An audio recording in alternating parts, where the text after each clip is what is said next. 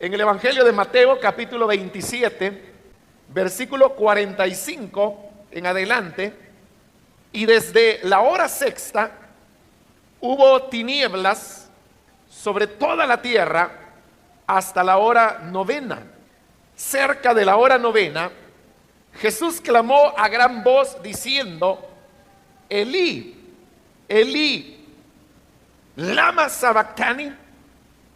Esto es: Dios mío, ¿por qué me has desamparado? Algunos de los que estaban ahí decían al oírlo: a Elías llama este. Y al instante, corriendo uno de ellos, tomó una esponja y la empapó de vinagre, y poniéndola en una caña, le dio a beber.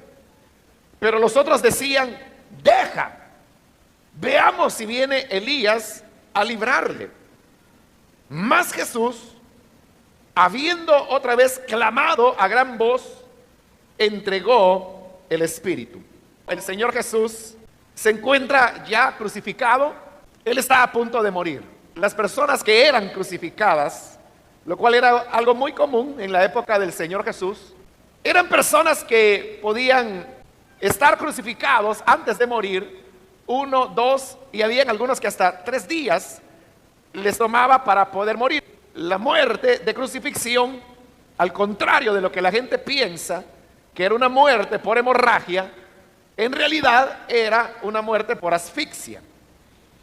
Y eso era lo que hacía que la tortura de la cruz fuera tan prolongada. El Señor murió en un tiempo corto, porque Él solamente estuvo crucificado antes de morir 6 horas.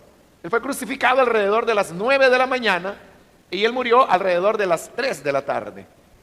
Y recuerde que Jesús no murió ni de hemorragia, ni de asfixia. A Él la cruz no lo mató.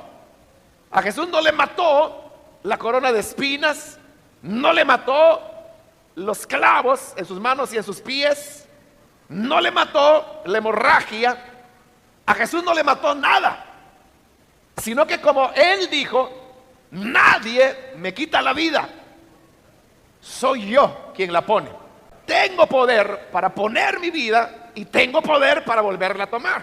Al Señor la cruz no le quitó la vida. Él fue quien entregó su vida en el momento que Él quiso entregarla.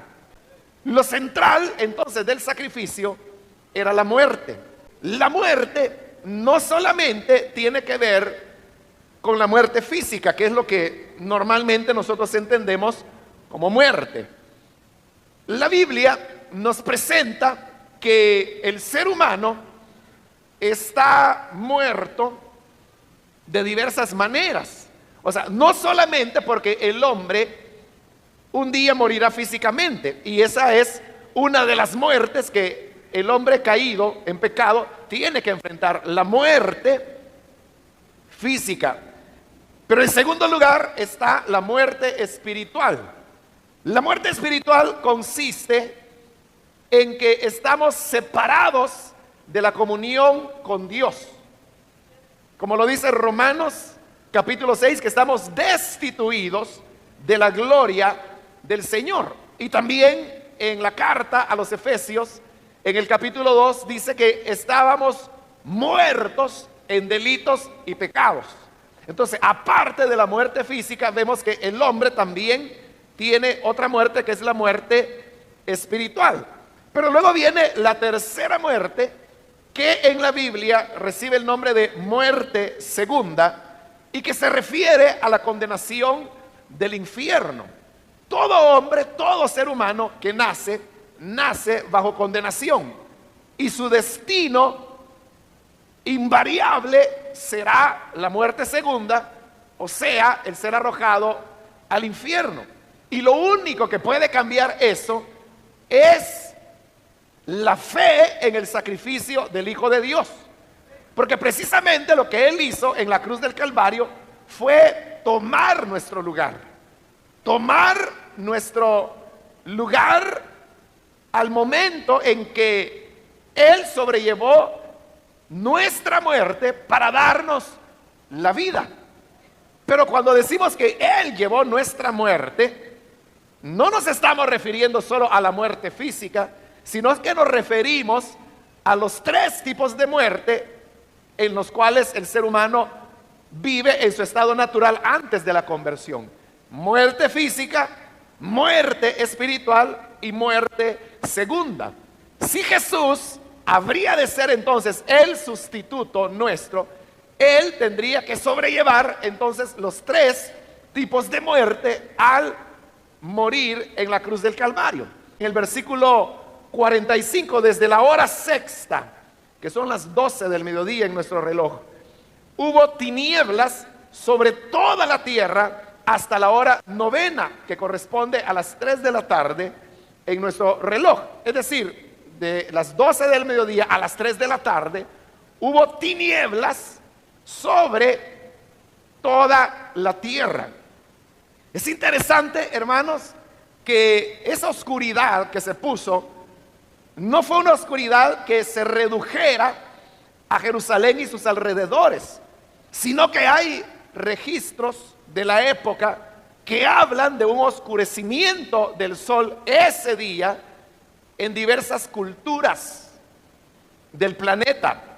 Lugares tan distantes como la India, la China e incluso acá en el continente americano en el cual vivimos, hay crónicas antiguas, por supuesto precolombinas, porque ahí estamos aproximadamente en el año 28, sí, en el año 28 de la era cristiana en la cual nos encontramos.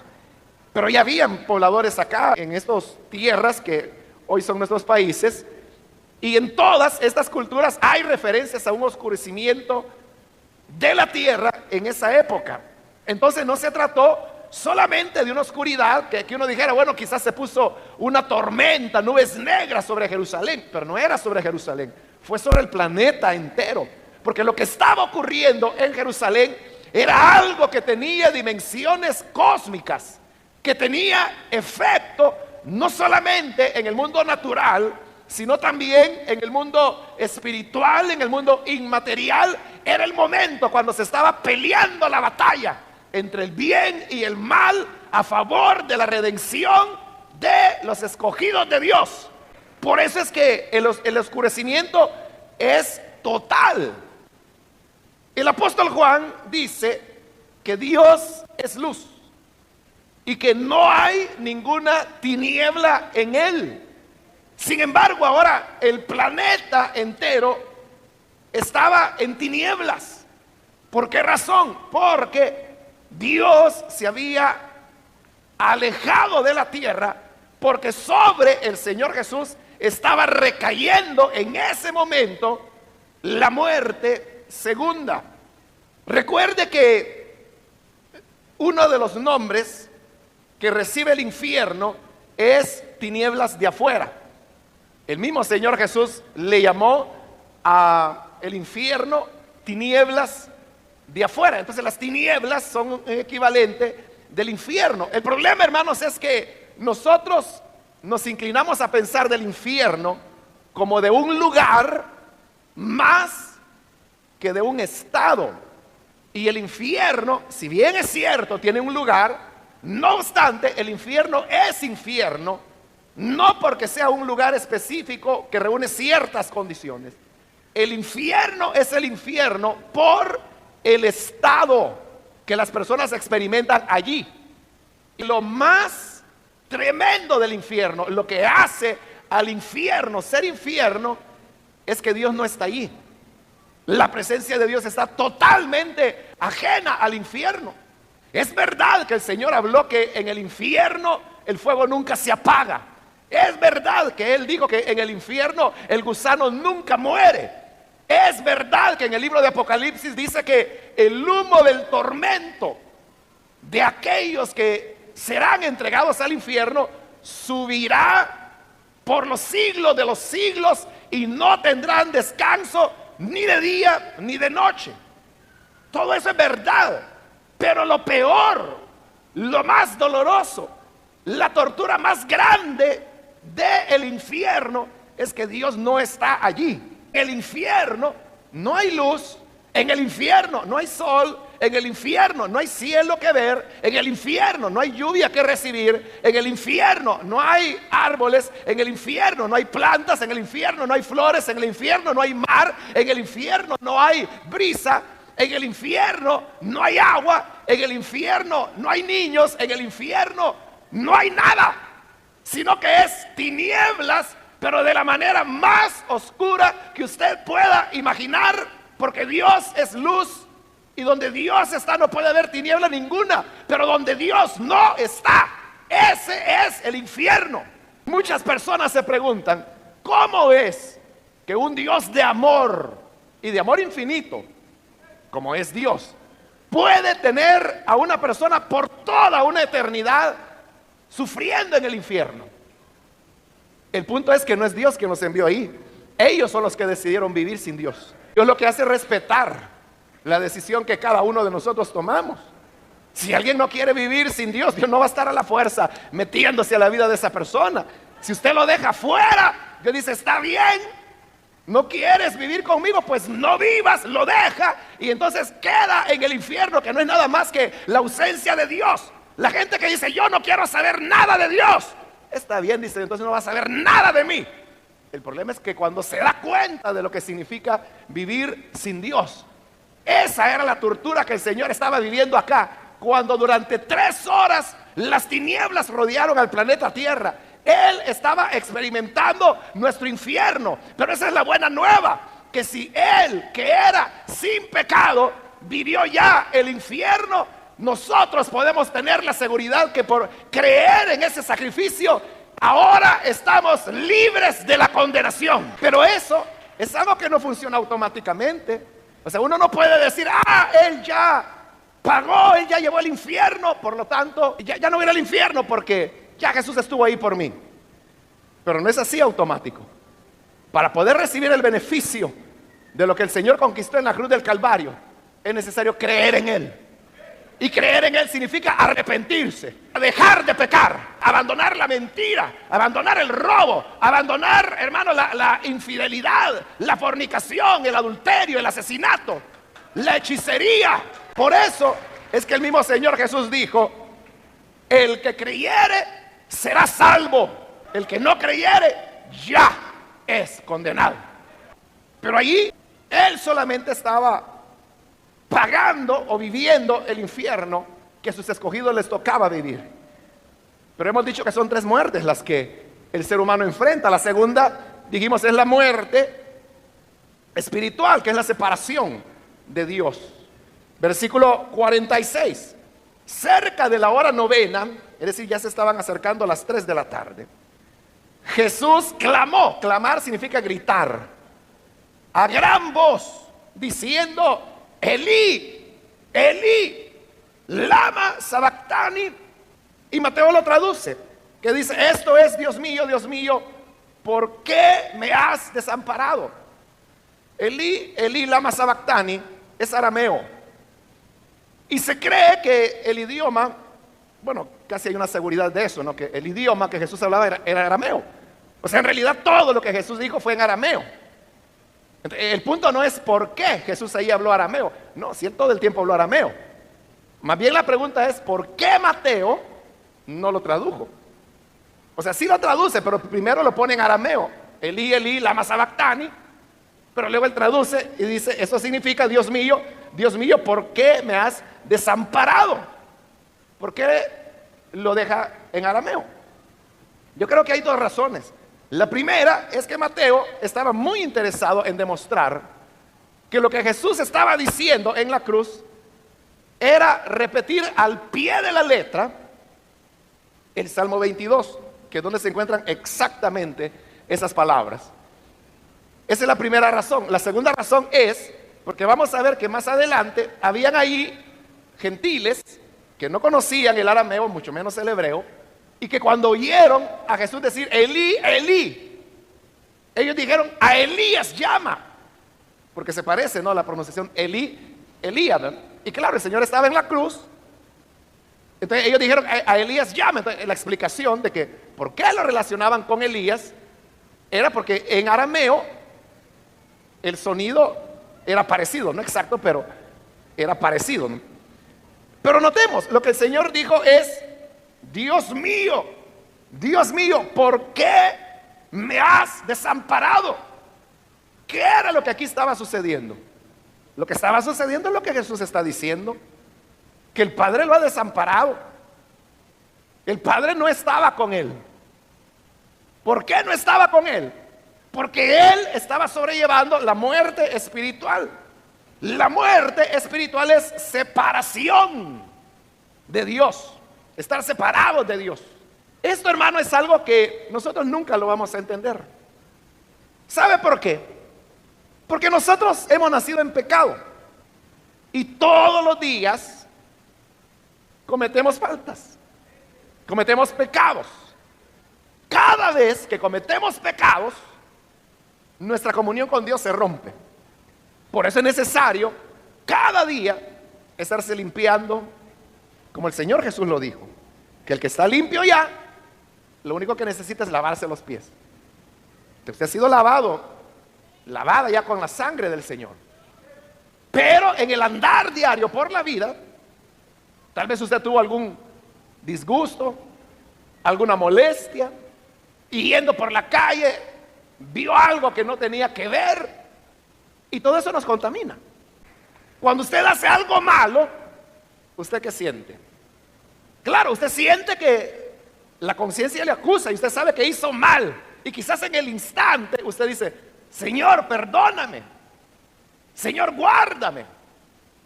Ninguno de nosotros entramos en una agonía, porque ese es el pan de cada día. Es decir, todos los días estamos fallando y estamos acostumbrados.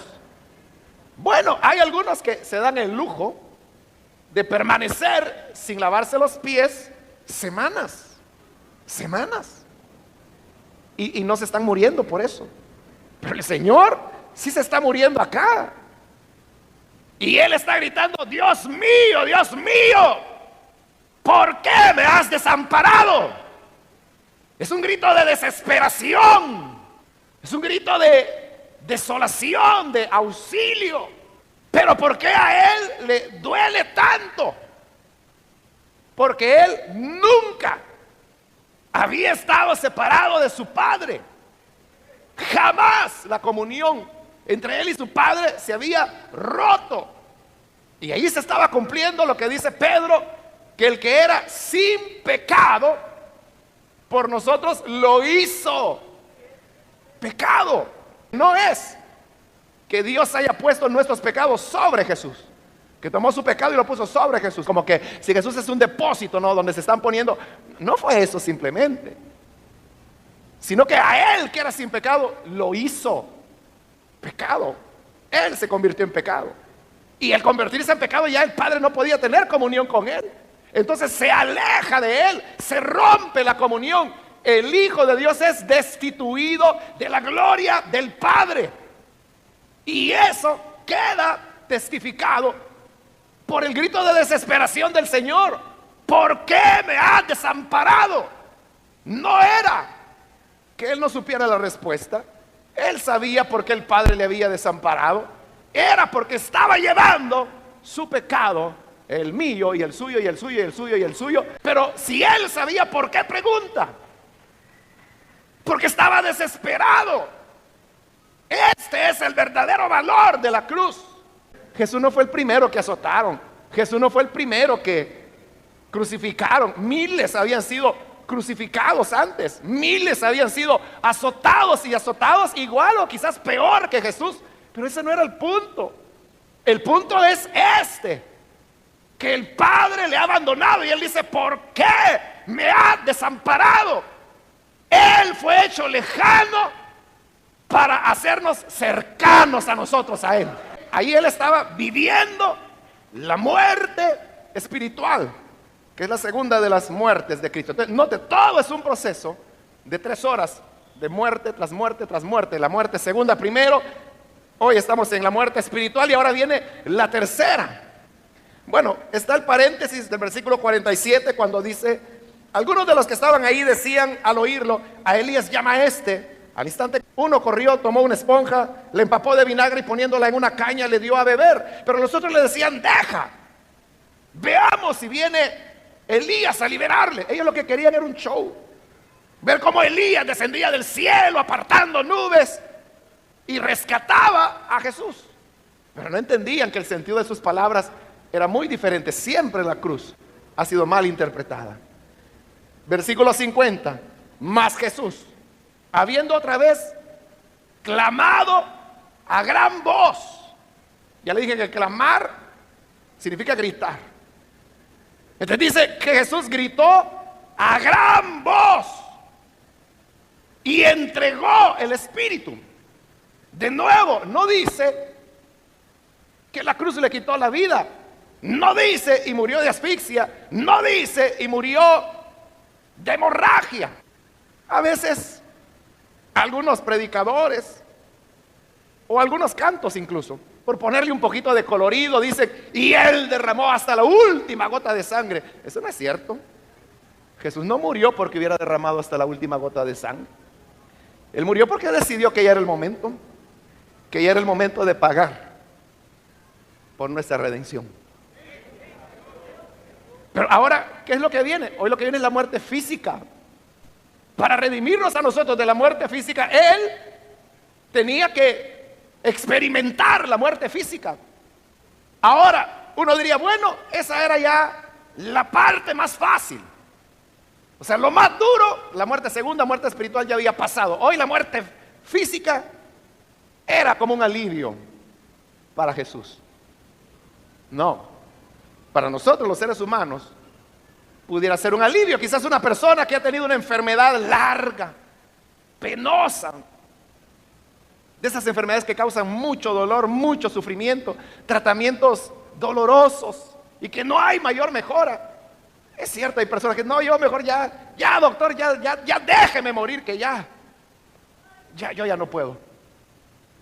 Y esas personas mueren y es para ellos un alivio, sobre todo pues si son cristianos, porque la vida no termina ahí, van a la presencia del Señor.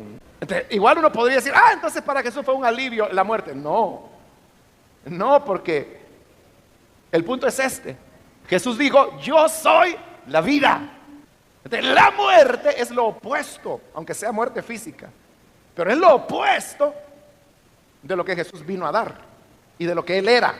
Él era vida, y por eso Él resucitó a Lázaro. Por eso Él resucitó al hijo de la viuda de Naín. Por eso Él resucitó a la hija de Jairo, porque Él es vida. Y recuerde que la palabra de Dios dice: el último enemigo que será vencido es la muerte. Y entonces se cumplirá lo que el profeta dijo: sorbida es la muerte en victoria. Es decir, la victoria va a absorber la muerte. Como que si usted tuviera un poquito de agua en una mesa que se le derramó de un vaso, y usted viene y toma de esas toallas absorbentes que hay, entonces la coloca y la toalla le absorbe y ya no queda nada. Entonces la victoria un día absorberá a la muerte. Y esa victoria es el Señor Jesús, porque Él es la vida. Pero aquí, ¿qué es lo que va a suceder? Aquí es lo contrario. Es la muerte quien va a absorber a la vida. Es la muerte. Que lo dice también Pablo, que quien tiene el imperio de la muerte es Satanás. Aquí era la muerte absorbiendo, consumiendo a la vida, que era el Señor Jesús. Entonces lo que el Señor hace ahí, entregar su espíritu, porque ya dijimos que no fue que lo mataran las condiciones físicas, Él entregó su vida.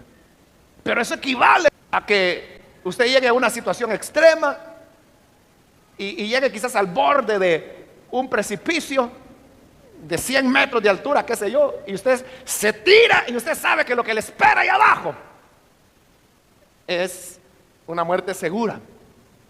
Eso es lo que el Señor hizo. Él sabía que la muerte venía. y él iba hacia la muerte. Pero eso significaba la negación de él, porque él es vida. Es como agua apagando el fuego. Era la muerte apagando la vida. No solamente es muerte de su cuerpo, es la extinción de su naturaleza. Es difícil entenderlo, pero realmente para Jesús la muerte física era la negación de su esencia, que es vida. No lo podemos entender. Es difícil, tal vez podemos imaginar un poco, pero es negar lo que la persona es. Y él sabía que ahí estaba la muerte y que se acercaba, y él estaba llevando nuestro infierno, estaba llevando nuestra muerte espiritual. Pero ahora venía la parte final, la muerte física, dejarse vencer por la muerte, dejar que la vida fuese absorbida por la muerte, dejar que aquel que es la vida fuera anulada su naturaleza, su sustancia, por la muerte misma. Pero el encaminarse hacia ese destino, hermano, era algo que no lo podemos imaginar, era espantoso. Y por eso, aunque era Dios, aunque era hombre, aunque él estaba en su sano juicio, aunque él estaba haciendo la perfecta voluntad del Padre, sin embargo, el ir a la muerte era algo tan doloroso que por eso en el momento justo de entregarse a la muerte, él no puede más. Y lo que hace es dar un grito como el hombre que salta y sabiendo que se va a hacer pedazos y grita. También el Señor da un gran grito y él simplemente grita ¡ah! Y entrega el espíritu, porque es el encuentro con la muerte. Y ahí la vida es sorbida por la muerte. Y quien tenía el imperio de la muerte, que es Satanás, dijo: victoria, lo logré, lo hice, lo destruí. Pero no sabía que con eso había puesto la base para nuestra redención. La última palabra se va a decir 3 días después. Y así fue como el Hijo de Dios murió por redimirnos, para abrir un camino, una puerta de esperanza. Y uno entra por esa puerta y camina por ese sendero de vida y de esperanza, creyendo en Él. Por eso la palabra de Dios dice: no se alabe el sabio en su sabiduría, no se alabe el valiente en su valentía, no se alabe el fuerte en su fuerza. Si alguno se ha de alabar, que se alabe en esto, en conocer que Él es el Señor. Lejos esté de mí gloriarme, sino en la cruz de Cristo, en su muerte, en su sacrificio expiatorio. Ahí está mi confianza, ahí está mi descanso, ahí está mi salvación, mi redención, mi perdón. Ahí está mi Señor, ahí está mi vida, ahí está mi esperanza, ahí está mi vida espiritual, ahí está mi salvación del infierno, ahí está mi salvación de la muerte física. Es verdad que podríamos morir y ser sepultados, pero a la final trompeta resucitaremos. Por eso no tememos al morir, porque sabemos que la muerte es el paso que nos lleva a la resurrección.